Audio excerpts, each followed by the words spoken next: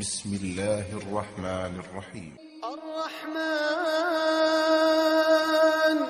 علم القرآن خلق الإنسان علمه البيان الشمس والقمر بحسبان والنجم والشجر يسجدان والسماء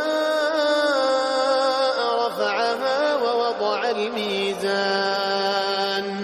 ألا تطغوا في الميزان